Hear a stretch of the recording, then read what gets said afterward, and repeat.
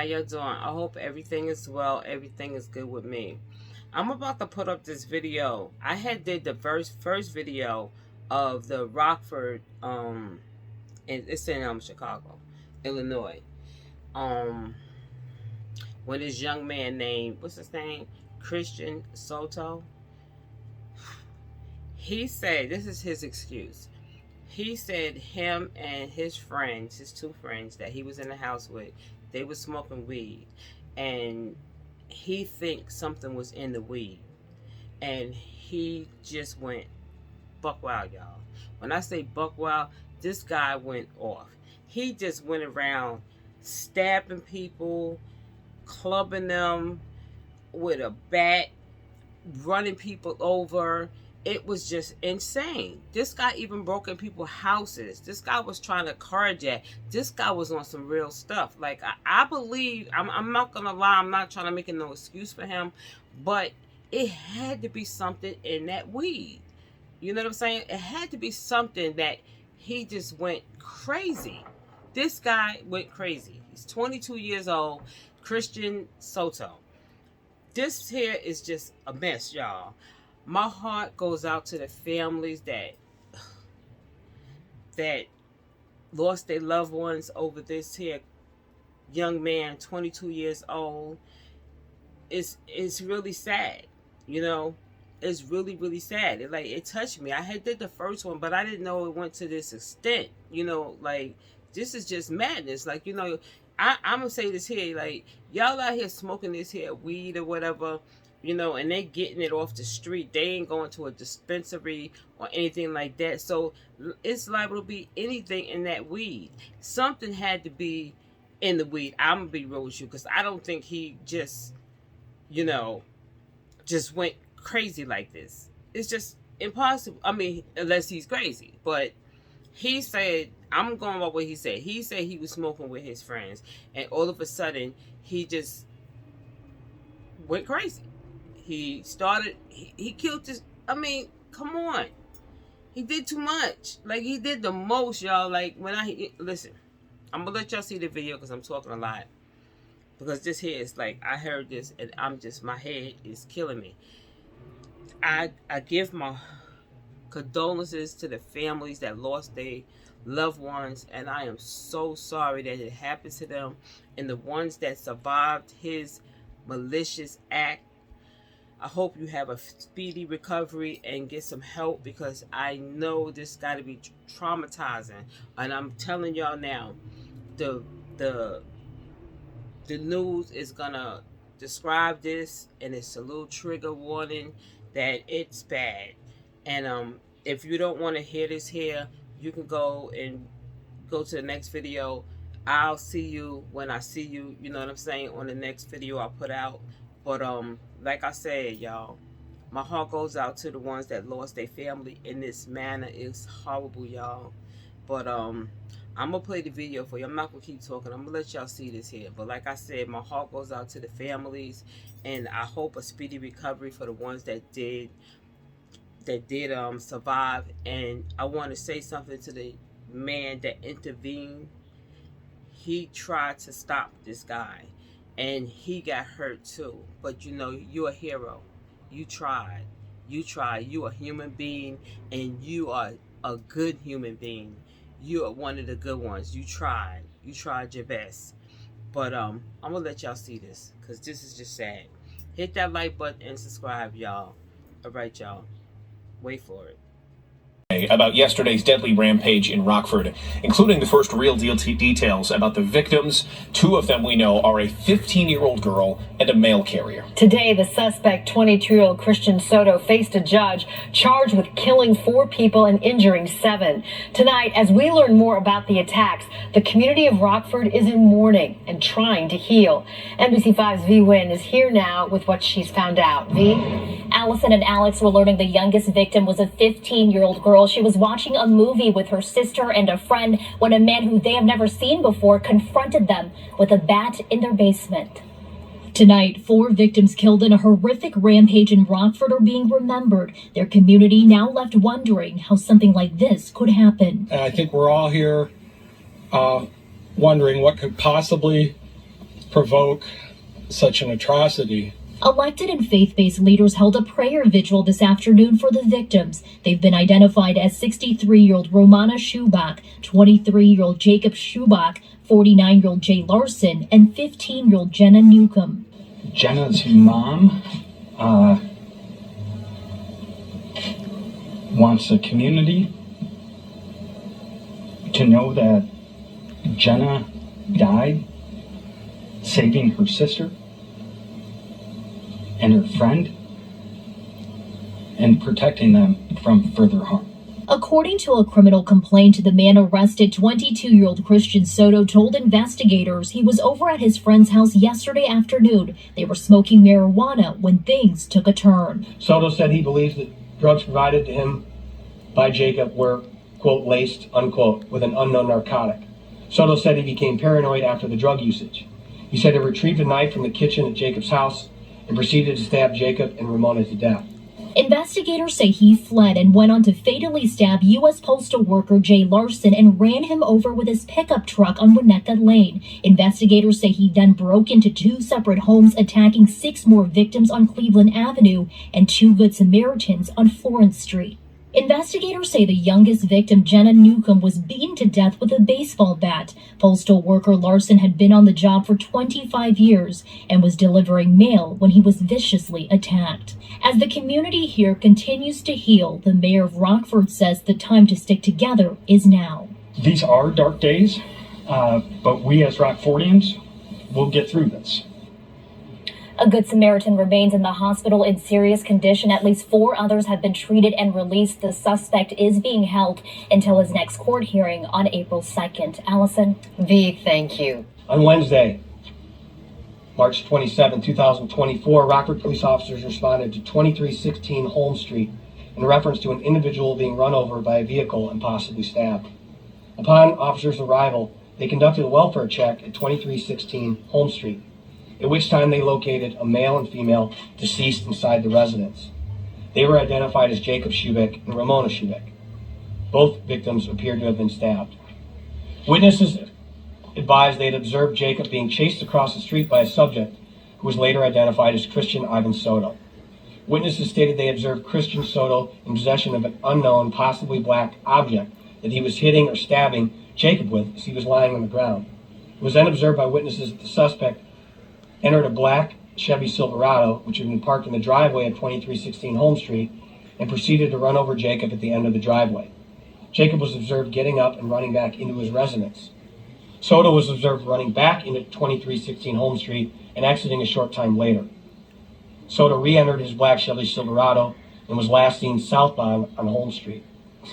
In regards to the events at 2316 Holmes Street, Soto was later interviewed after being advised of his Miranda rights by detectives. Soto admitted to being friends with Jacob and going over to his residence to smoke marijuana.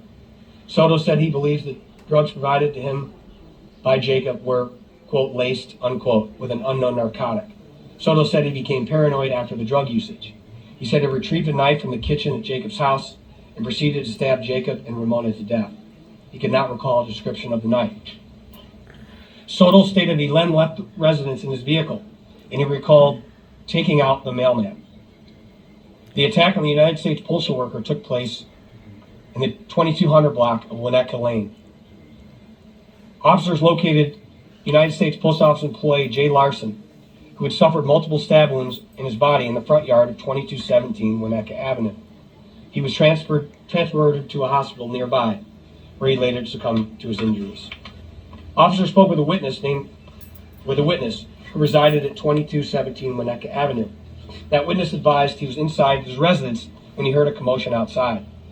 He looked and observed a male battering a United States postal worker, who he referred to as his mailman, in the grass area near the front of his residence. He observed the suspect on top of the mailman punching him.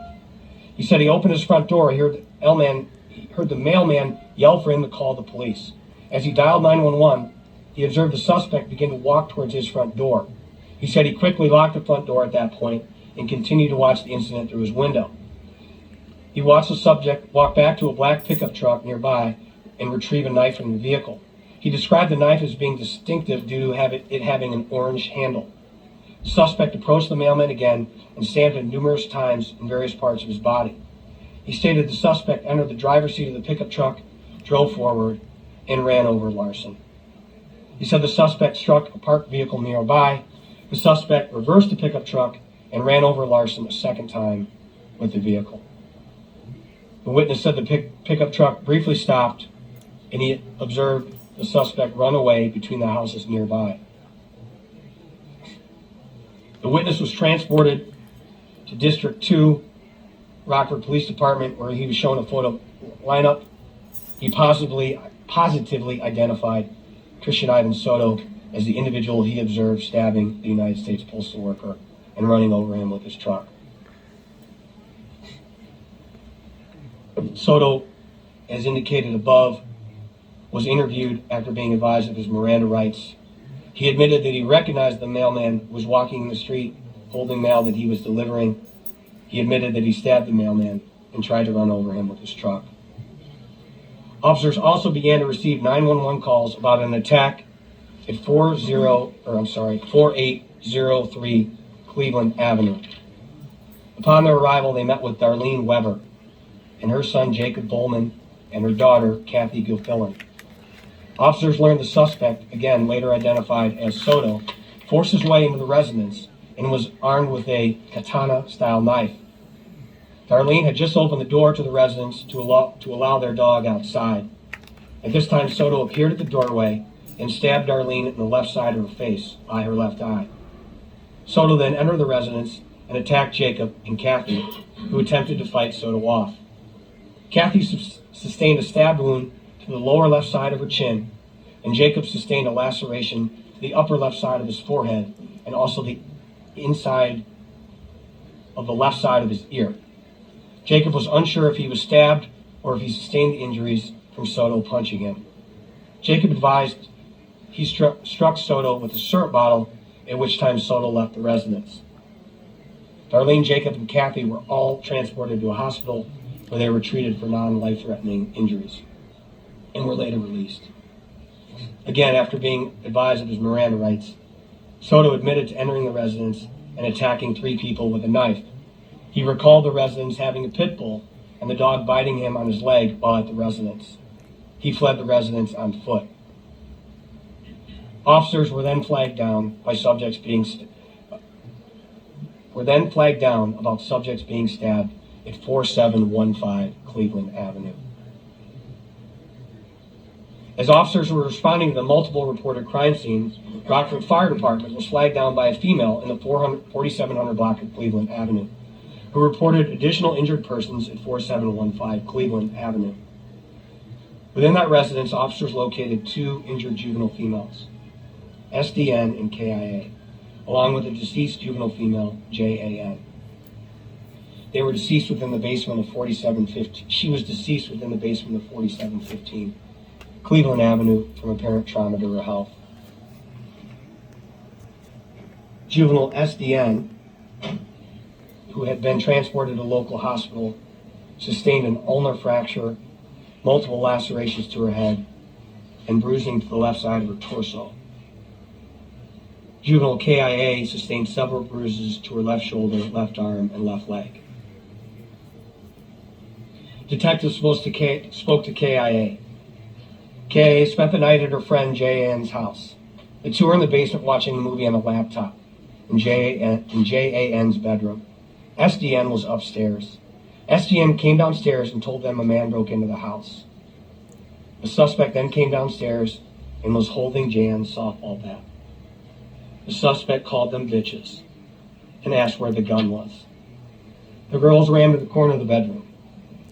He started swinging the bat, striking all the female victims. KIA was on the floor and curled up in the fetal position, and the suspect struck her on her left side. JAN was also struck a few times and collapsed. The suspect stopped and ran out. KIA then ran outside shortly after and flagged down officers. KIA described the suspect as being covered in blood when he arrived. She described him as a male in his mid-20s, tan skin, black hair, and a bowl cut. She stated he had on a beige hoodie and blue jeans, being approximately 5 foot tall, and he was a little taller than her. She described him as skinny. Detectives spoke with SDN. SDN stated she was in the kitchen fixing something to eat. The suspect entered the unlocked rear door. The suspect grabbed one of Jan's bats and started walking around the first floor. Somehow he didn't see her. She ran downstairs to warn the other girls. The suspect came downstairs and started swinging the bat. Jan got hit a lot and went unconscious. He stopped, said, "I'm going to get a gun," and went back upstairs. They could hear him walking around, and KIA called the police. SDN said the suspect had blood on him and dark hair and tan skin. He was wearing a gray sweatshirt and jeans. Soto was taken into custody. When taken into custody, he was wearing a gray sweatshirt and blue jeans. He was covered in blood. He had minor lacerations to his hands and was treated and released from the hospital. After being advised of his Miranda rights, he explained that he beat up and stabbed the mailman when he saw the police arrive, so he ran. He explained he ran to a house that had a garage with a motorcycle in it. He went to the back door of the house and entered through the rear unlocked door. That described house was 4715 Cleveland. He said he found a bat in the kitchen. He recalled hitting the 3 kids in the basement with a bat. A bat was located in the upstairs bedroom with blood on it. That's the city complaint. With respect to the county complaint, there are 2 counts. Count 1 of 2. That on March 27, 2024, in the county of Winnebago, Christian Soto committed the offense of attempt first-degree murder. And the victim in that case is Lindsay Craig. Count 2 of 2 reads nearly identical. Christian Soto is charged with attempt first-degree murder. The victim in that case is Keith Farney. The facts underlying the factual summary for this complaint. On March 27, 2024, police responded to the area of Florence Street and Eagleston Drive in Rockford, Illinois, for a report of multiple stabbings. Upon arrival, Rockford City and Winnebago County personnel saw Soto fleeing from 2 stabbing victims with a knife. He was taken into custody. During the investigation, it was learned that Soto had broken into multiple homes nearby in the city of Rockford jurisdiction, and in doing so, had beat a young woman to death with a bat, stabbed 2 adults to death, and ran over a mailman who died from his injuries. Soto then forced his way into 4624 Florence Street, Rockford, Illinois, by breaking a window, and he began attacking Lindsay Craig with a knife. Craig fled the residence, and Soto chased her on foot to the front yard area of 2129 Eagleston Road, Rockford. This was captured on camera.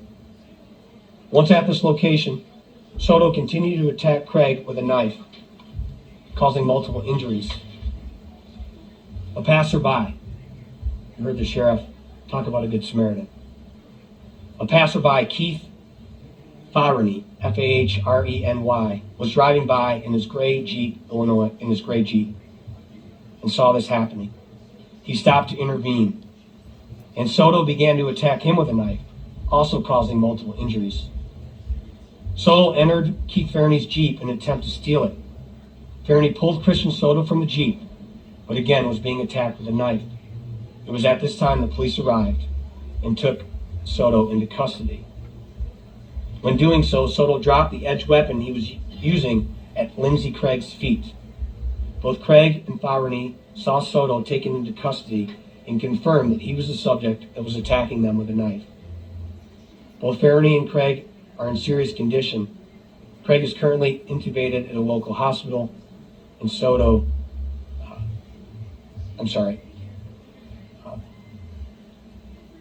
Craig is currently intubated at a local hospital.